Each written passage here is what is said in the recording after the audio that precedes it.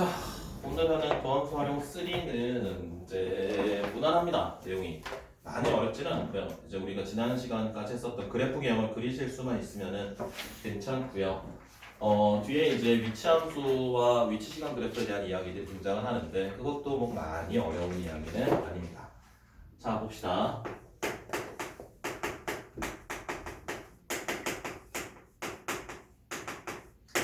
방정식의 해.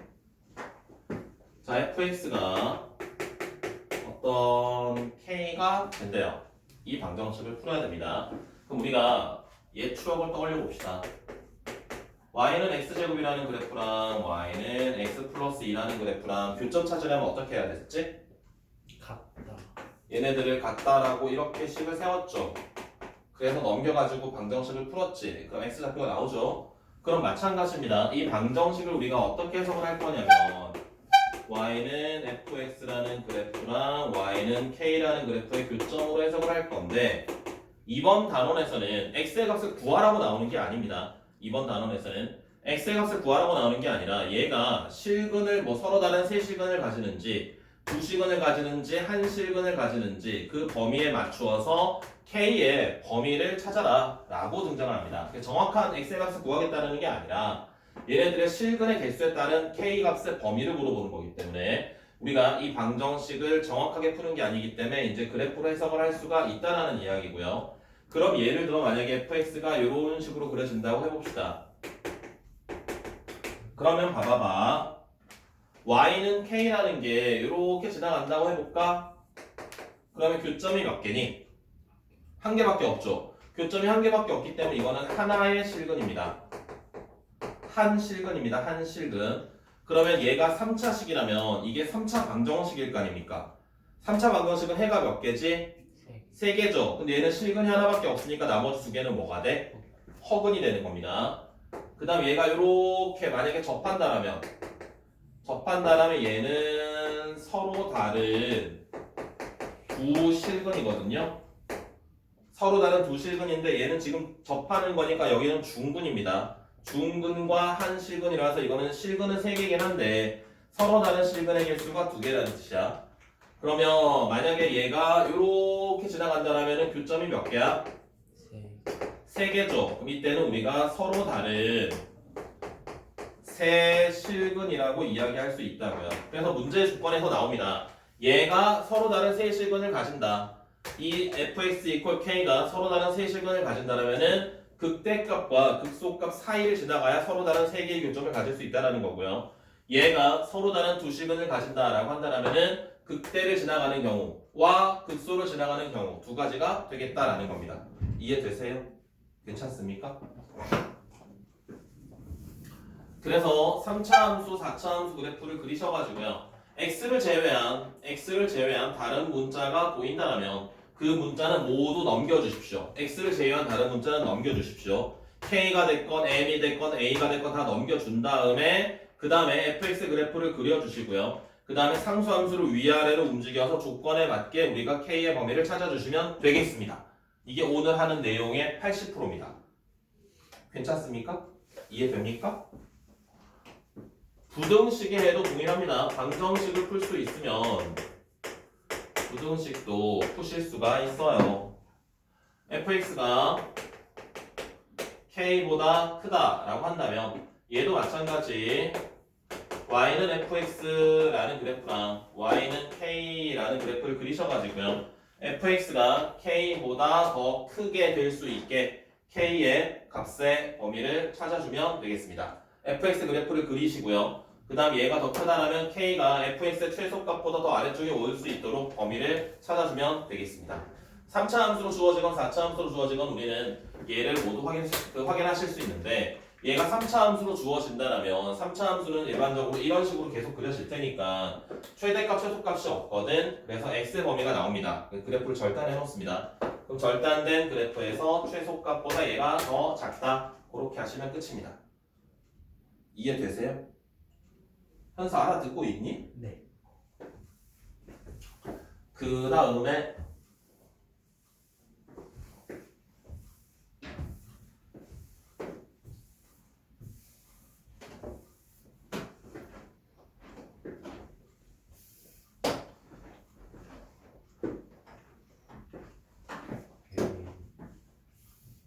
위치 시간 그래프가 있습니다.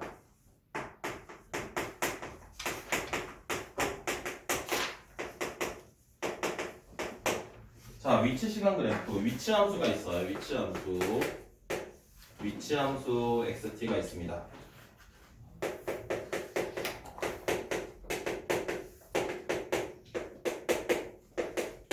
문제에서 등장합니다. t가 x가 시간이 t일 때 위치의 x 함수를 뭐 이렇게 표현한다라고 얘는 등장하거든요. 근데 위치 우리가 중학교 때까지 배웠던 게 이제 거속시 배웠죠. 거속시는 거리는 속력 곱하기 시간, 속력은 시간분의 거리, 그 다음 시간은 속력분의 거리 이렇게 배웠잖아. 근데 이제 우리가 고등학생 되면은 위치 함수라는 게 등장을 하는데 위치는 이런 겁니다. 내가 여기서 지금 출발해가지고 막 갔다가 한 10초 후에 다시 돌아왔어요. 그럼 난 지금 위치의 변화량이 얼마일까? 제로거든요. 위치의 변화량이 제로입니다. 그러면 속도도 제로입니다. 이해돼요? 무슨 말인지? 이동 거리는 존재하지만 위치 변화량이 제로가 되면 속도가 제로가 됩니다. 그래서 위치 함수라는 건 특정한 시간의 위치를 나타내주는 함수인데 속도 함수라는 게 뭘 뜻하는 거냐면 시간의 변화량에 따른 위치의 변화량을 나타내는 게 속도입니다. 시간의 변화량에 따른 위치의 변화량 벌써 돌려? 시간의 변화량에 따른 위치의 변화량을 나타내는 게 평균 속도인데 순간 속도는 얘를 미분하면 되는 거예요. 위치 함수를 미분하시면은 그게 속도 함수가 되고요. 속도 함수를 미분하게 되면은 가속도 함수가 됩니다.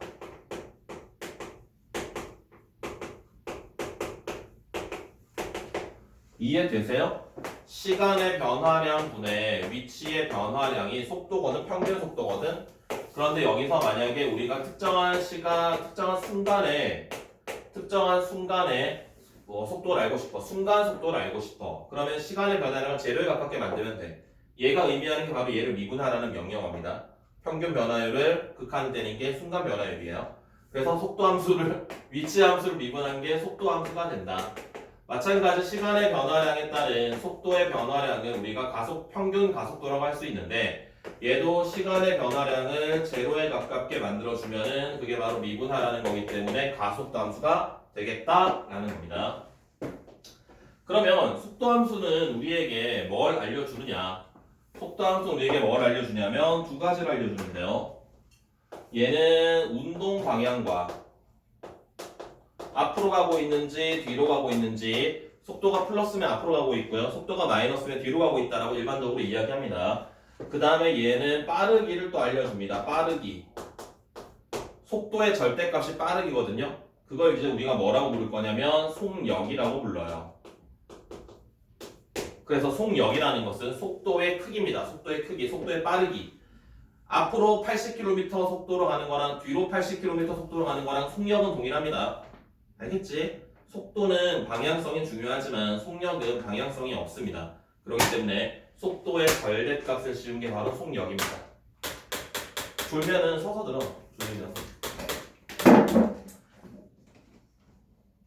위치 함수를 미분한 게 속도 함수고요. 속도 함수를 미분한 게 가속도 함수. 잊어버리면 안 돼요. 알았지?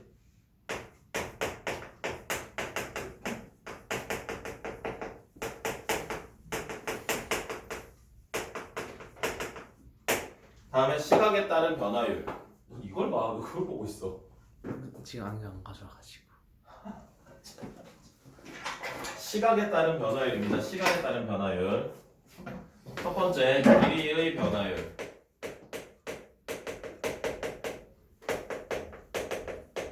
이것도 논리는 비슷합니다. 시간의 변화량분의 길이의 변화량이거든. 그래서 길이의 변화량을 시간의 변화량에 나눠주면 되는데 시간의 변화량을 0에 가깝게 보내주면은 얘는 결국 L을 T에 대해 미분하여라 라는 명령어입니다. 길이의 변화율은 어떤 특정한 길이가 시간에 따라서 막 변화할 거야. 근데 그것의 변화율을 찾으래. 그러면은 길이를 T에 대해 미분하면 되겠고요. 그 다음에 넓이의 변화율이 있습니다. 이것도 똑같이 넓이를 T에 대해 미분하면 되겠고요. 부피의 변화율도 마찬가지입니다.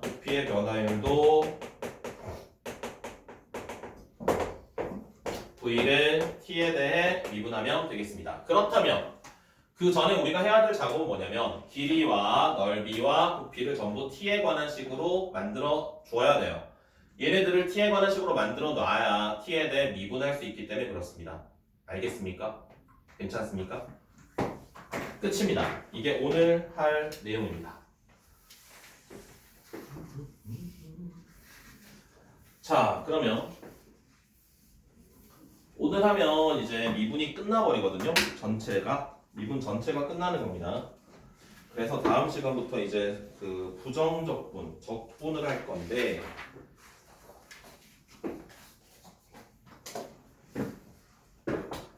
다음 시간에 원래고사 봅니다. 자, 책을 보십시오. 141쪽입니다. 141쪽.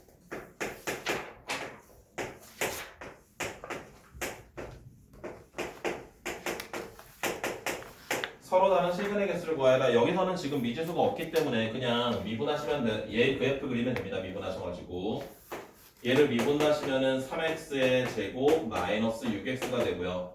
0이 되는 x의 값이 0과 2가 있네요. 그럼 0을 넣어봐요. x자리에 0을 넣으면 2가 되고요. 2를 대입을 하면은 마이너스 2가 되고요. 그래서 그래프를 그리시면은 요렇게 그려집니다. 그럼 x축과 만나는 점이 몇 개에게? 3개. 3개죠. 그럼 서로 다른 세실근입니다. 다음 28번.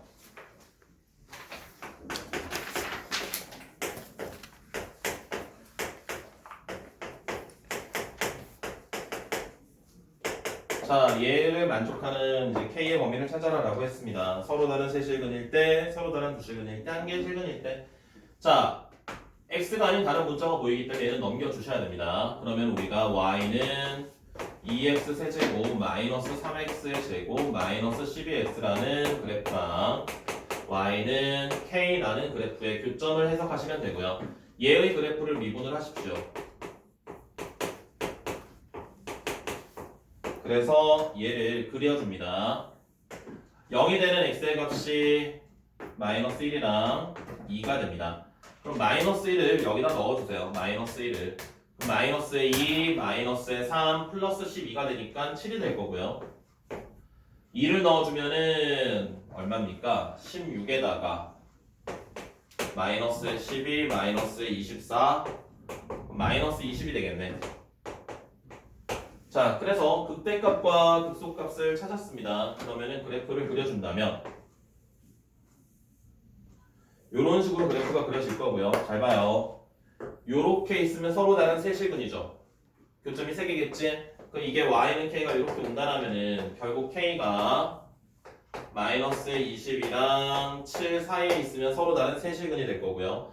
서로 다른 두실근은 극대값을 만나거나 극소값을 지나갈 때 k의 값이 7이거나 마이너스 20이 된다면 서로 다른 두 개의 실근을 가질 거고요. 7보다 위에 있다라면 또는 마이너스 20보다 아래에 있다라면 그때는 교점의 개수가 하나이기 때문에 서로 다른 한 개의 실근을 가지겠습니다. 괜찮습니까?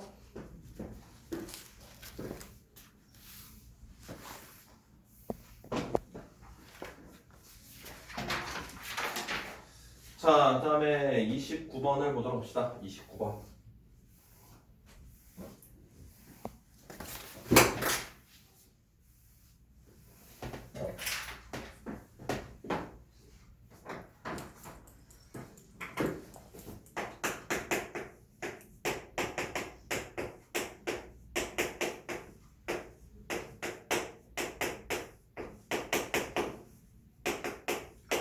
서로 다른 두 개의 양의 실근과 한 개의 음의 실근. 양의 실근이라면 양수란 이야기거든요.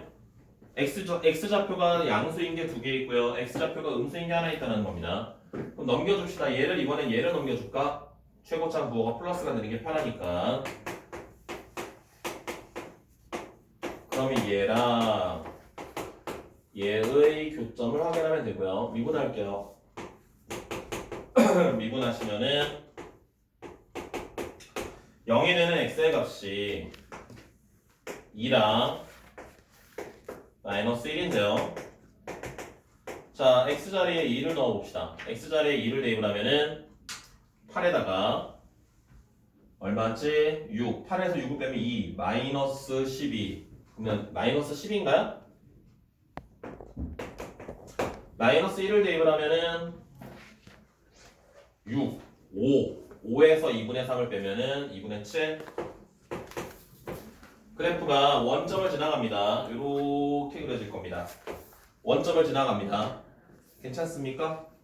자, 그러면 문제에서 이야기하기 서로 다른 두 개의 양의 실근, 그러니까 세 개의 실근을 가져야 되는데 만나는 교점의 x좌표가 두 개는 플러스고 하나는 마이너스라는 거야. 그럼 요렇게 지나가면 어떻게 돼요? 요렇게 지나가면은 교점의 x좌표가 하나는 플러스고 두 개가 마이너스가 되지.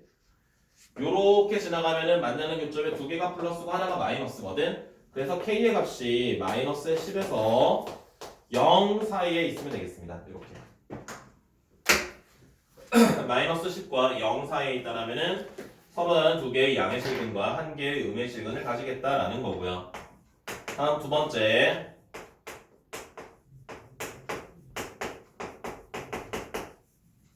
자, 얘가 한 개의 양의 실근과 두 개의 허근이래.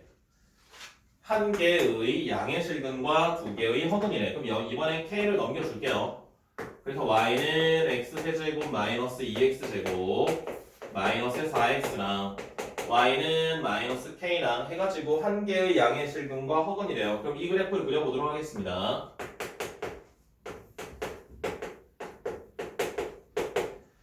(0이) 되는 x의 값이 2랑 마이너스 3분의 2가 되겠습니다.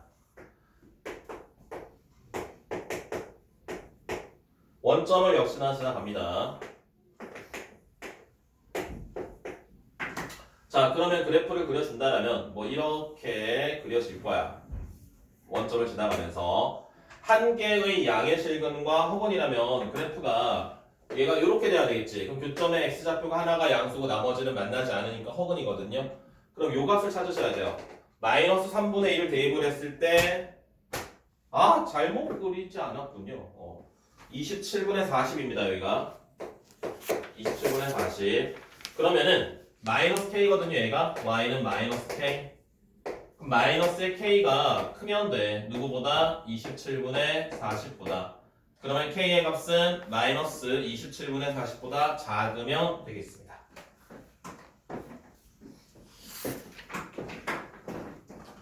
현서 알아듣니? 네. 이해되세요? 네.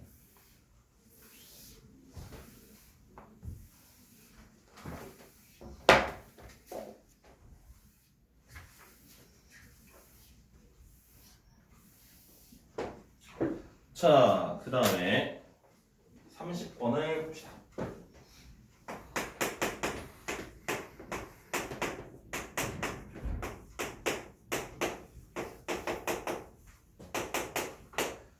자, 계속 똑같은 이야기 하고 있네요. K 넘겨가지고요.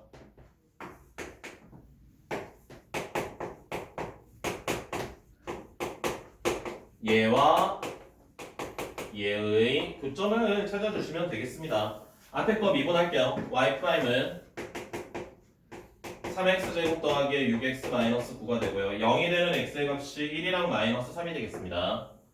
그러면 1이랑 마이너스의 3. 그러면 1을 대입을 하면은 마이너스의 5가 되고요. 3을 대입을 하면은 27이네요. 그래프가 이렇게 그려집니다. 자, 문제에서 이야기하기 첫 번째, 서로 다른 세 실근을 가진대. 이렇게 있으면 돼. 누가? 마이너스 k가. 그럼 마이너스의 k가 27과 5 마이너스의 5 사이. 그러면 k의 범위는 5랑 마이너스 27 사이. 이렇게 쓰면 되겠고요. 두 번째, 한 실근과 두 허근입니다. 한 실근과 두 허근은 이렇게 있거나 이렇게 있으면 돼요. 그래서 마이너스 k의 범위가 27보다 크거나 마이너스 k의 범위가 마이너스 5보다 작으면 됩니다. 그러면 k의 범위는 5보다 크다 또는 k는 마이너스 27보다 작다 이렇게 나오겠습니다. 괜찮죠?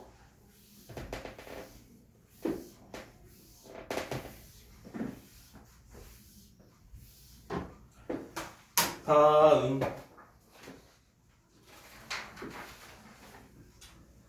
부등식입니다. 부등식.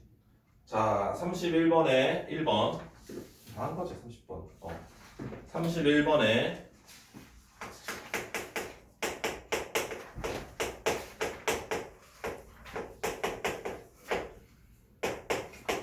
모든 실수 x에 대하여 얘가 항상 성립한대요. 자, 마찬가지 a 넘겨주면 됩니다. y는 x 4제곱 마이너스 32x가 y는 마이너스 a보다 크거나 같으면 되겠습니다. 오, 4등이다. 여기 13에 하면 돼. 14. 자, 그리면 돼요. 얘 또 미분하셔가지고 0이 되는 x의 값이 얼마입니까? 얘야? 1 집어넣으면 0이라고요? 2죠 2. 그 값이 하나밖에 없으니까 이렇게 줄어들 겁니다. 그러면 이제 2를 여기다 넣어봐. 아, 겁나 내려가네. 2 집어넣으면 얼마니? fx에다가 여기다가 2를 집어넣어봐. 16 마이너스 64거든. 마이너스 48. 여기가 마이너스 48이야. 그럼 이거보다 아래쪽에 있으면 돼. 누가? y는 마이너스 a가. 그럼 마이너스 a가 더 아래쪽에 있으면 돼. 마이너스 48보다. a가 48보다 크거나 같으면 되겠다라는 거예요. 지금 교재에 있는 풀이랑은 좀 다릅니다. 교재에 있는 풀이는 넘기지 않고 그냥 풀고 있는 건데 그게 좀 불편합니다. 그게 좀 더 어렵고 불편하기 때문에 넘겨준 다음에 그래프를 정확히 그리고 그 다음에 조건에 맞게 상수함수를 움직이는 게 더 편합니다.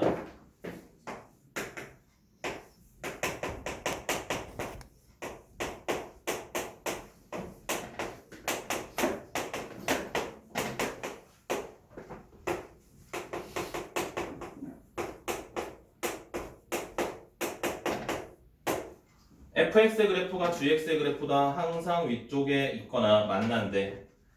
이 말은 fx가 gx 위에 있다. 크거나 같다. 자, 그러면 fx 자리에 대입을 하시고요. gx 자리에 대입을 하셔서 a만 오른쪽으로 넘겨주겠습니다. 여기 a만 오른쪽으로 넘겨주고요. 나머지 다 저쪽으로 넘길게요. 그러면 나오는 식이 3x의 4제곱에 마이너스의 8x의 세제곱에 플러스의 6x 제곱 마이너스의 12 마이너스 a보다 크거나 같다 이렇게 나옵니다. 괜찮나요? 자, 그럼 이제 얘 또 그리시면 돼. 얘를 그리셔가지고 마이너스 a를 찾으면 됩니다. 미분하시면은 이렇게 되고요. 12x로 묶어주면은 x의 값이 0일 때와 1일 때, 그런데 1일 때는 지금 저거야. 그 값이 아닙니다. 0을 집어넣으면은 마이너스 10이고요. 1을 대입을 해봐야 어차피 마이너스 값이긴 한데 얘는 이거거든요. 이렇게 되는 겁니다. 접선의 길이가 0이긴 하지만 증가하다가 증가하는 걸로 바뀌는 거니까 그 값은 아니고요. 그러면 마이너스 a가 요거보다 작은 쪽에 있으면 되겠지. 그쵸? 그럼 마이너스 a가 역시나 마이너스 10보다 작거나 같으면 되겠고요. a의 범위는 10 이상이면 되겠습니다. 준호 쉽죠? 괜찮지? 현상 어떻습니까? 쉽습니까? 나름. 우와. 그래프 그릴 수 있나요? 현상 그릴 수 있어요? 숙제 하나도 못했는데 그릴 수 있어? 있어? 아, 박제되고 있다고? 어차피 유튜브 안 봐. 저거 조회수 해봐야 뭐 10번도 안 돼요, 어차피. 그 10명이 알잖아요. 에이, 널 모르잖아. 얘 듣는 거 아니에요? 알잖아요. 괜찮아. 자, 다음 146페이지 봅시다. 32번.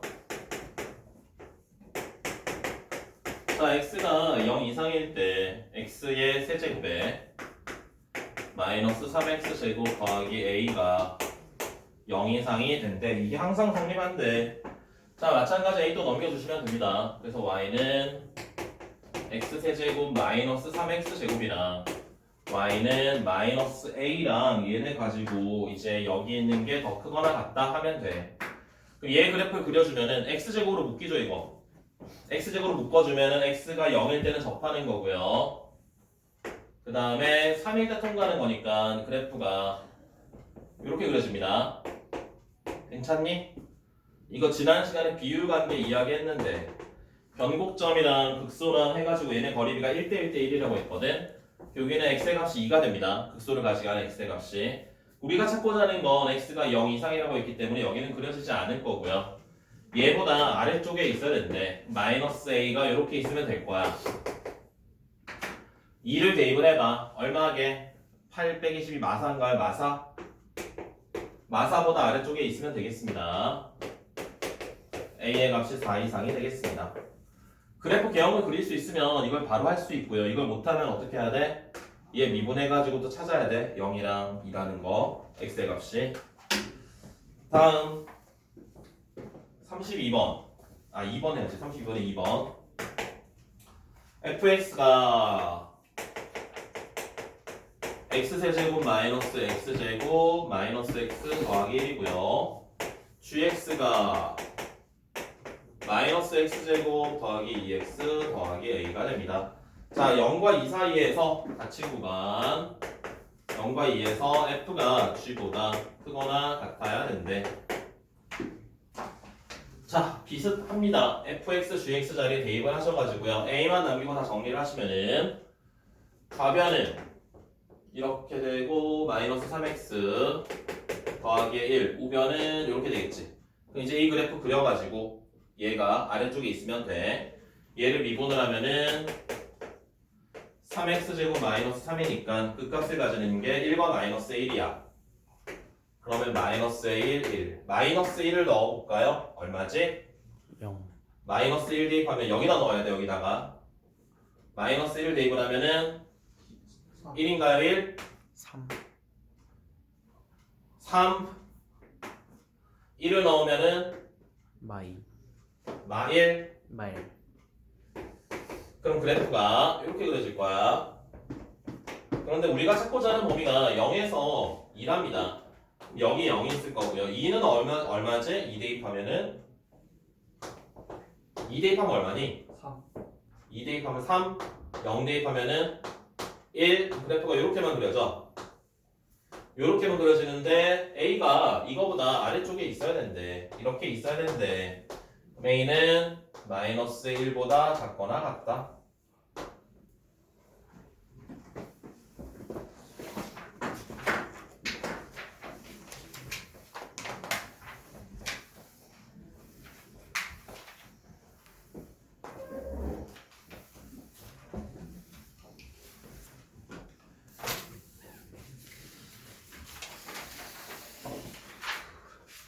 목요일에 좀 목요일에 시험 봐요. 바로 봐요. 수업 아니 그 첨삭 그 수업 끝나고 넘어가서. 그러니까 수업 끝나면 바로 봐요? 네.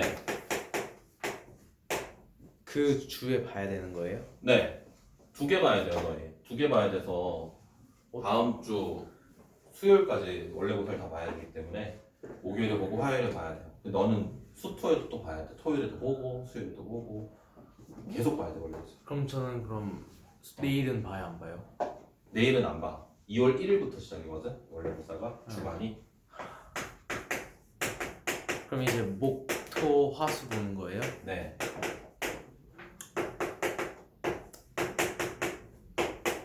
근데 범위가 어떻게 돼요? 앞쪽 부분 수상수와 수원수투는요? 똑같아. 앞쪽 부분. 앞쪽이 중간 어디까지예요? 뭐 미분 정도? 아 수투는 미분, 수원은 이제 뭐 삼각함수, 그래프 전까지. 그렇군요. 그래프 전까지? 이지 않을까? 오. 싶은데. 자, 위치 함수가 이렇게 있습니다. 위치 함수가 주어져 있으면 속도 함수를 찾을게요. 속도 함수는 위치 함수를 미분하면 됩니다.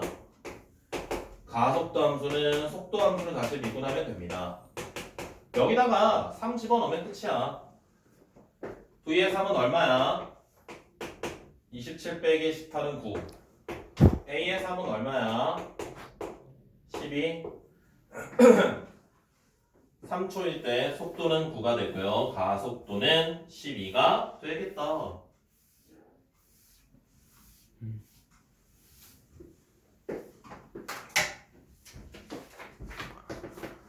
두 번째, 운동 방향을 바꾼다. 운동 방향을 바꾼대. 운동 방향을 바꾸는 건, 운동 방향을 알려주는 건 속도함수라고 했습니다. 자, 그럼 이 속도함수를 그려볼까? 0이랑 2에서 운동 방향을 바꿀 거야. 그런데 시간이 마이너스가 될 수 있니? 여긴 안 돼요.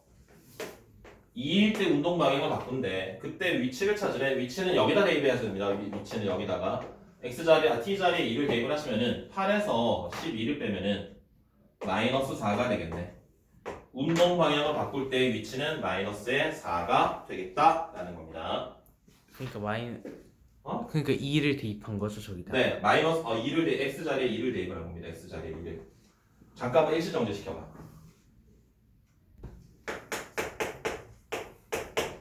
시작했어? 34번 25m 위치에서 샬라샬라 한 개의 위치함수가 이렇게 나온답니다.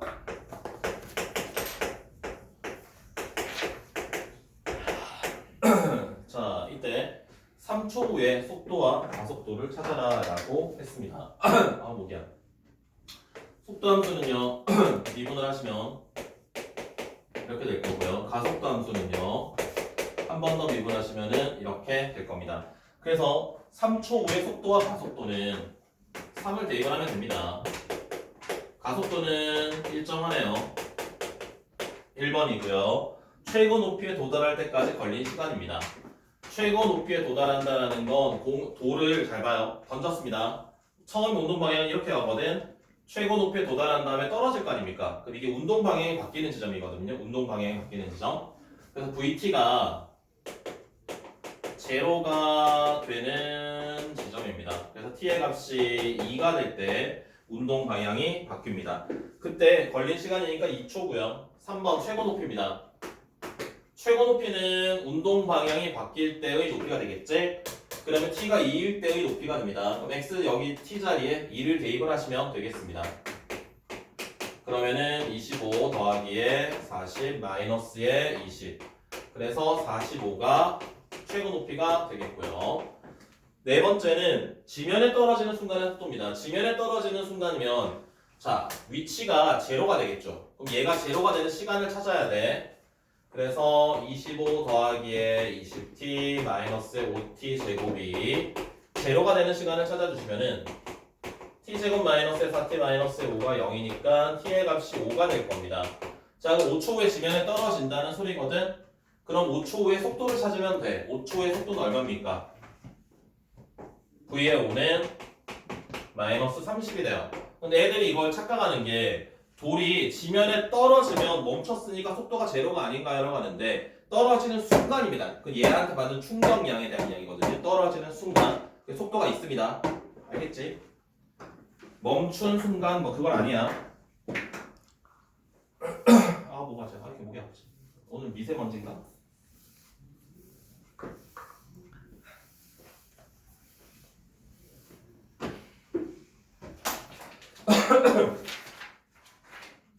다음에 35번. 자, 속도 그래프가 주어져 있습니다. 속도 그래프가. 얘가 VT야. 이렇게 돼 있어요. 자, 속도 그래프가 주어져 있으면은 우리가 이 표시는 하셔야 됩니다. 방향 표시. 그럼 0에서 3까지는 앞으로 가고 있고요. 3에서 5까지는 뒤로 오고요. 5보다 클 때 다시 앞으로 갑니다. 자, 이때 3일 때 운동 방향을 바꾼다. 맞습니다. 2일 때 양의 방향으로 움직인다. 맞습니다. 5일 때 가속도는 제로다. 가속도는 이것의 접선의 기울기거든. 제로입니까? 틀렸습니다. 이것은. 그래서 옳은 것은 기억과 니은 두 개가 되겠습니다.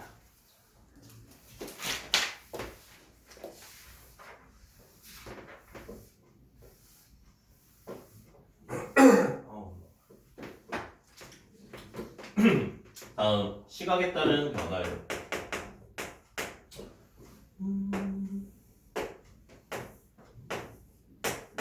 자, 키가 1.65인 사람이 3m 높이의 가로등에 출발하여 얘가 매분 90m. 얘가 움직이는 속도가 매분 90m야. 1분에 90m 갑니다. 자, 이때 그림자의 머리끝이 움직이는 속도와 길이의 변화율을 구하여라 라고 했는데 빛을 비추면 얘가 이렇게 해서 여기 그림자가 생기겠지. 그죠? 그림자가 이렇게 생깁니다. 자, 그러면 이 사람이 매분 90m의 속력으로 가니까 가로등 밑에서 출발해서 t분 후에 여기 온 거리는 90t라고 쓸 수 있습니까? 이 그림자의 길이를 우리가 L이라고 할게요. 그림자의 길이를 L. 괜찮니? 주목돼요? 자, 여기서 우리가 하는 작업은 뭐라 하냐면 닮음을 하셔야 됩니다. 요 삼각형과 전체 큰 삼각형을 닮음을 하셔야 되고요. 그러면 1.65 대 L은 3대 이거 90t 더하기 L 이렇게 쓸 수 있어요. 동의하세요? 자, 우리가 찾고자 하는 게 길이의 변화율인데 이러면 L을 t에 관한 식으로 표현을 해야 돼요. 내항의 곱과 외항의 곱을 합니다. 그러면은 3L은 90 곱하기 1.65를 하면 얼마입니까? 90 곱하기 1.65를 하면 얼마입니까? 16.5에다 9를 곱하면 6, 9, 54 14 148.5?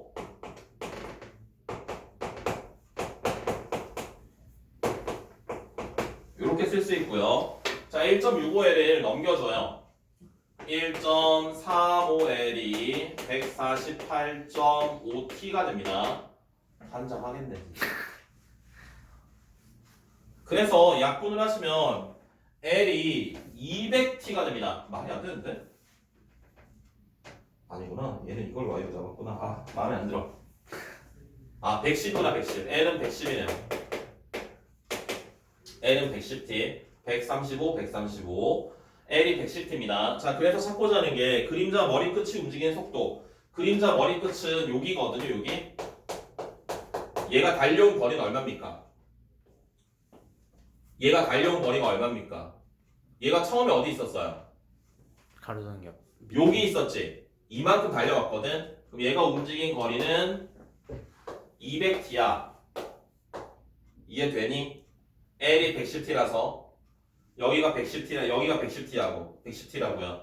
90t니까 얘는 200t만큼 움직였어요. 그럼 얘를 미분하면 얼마입니까? 200이겠죠? t에 대해 미분하시면은. 두 번째는 그림자 길이의 변화율입니다. 그림자 길이는 110t거든요. 얘를 t에 대해 미분하시면은 110이 남습니다. 그래서 그림자 끝에 달린 속도는 200이 되고요. 그림자 길이의 변화율은 110이 되겠습니다. 괜찮아요?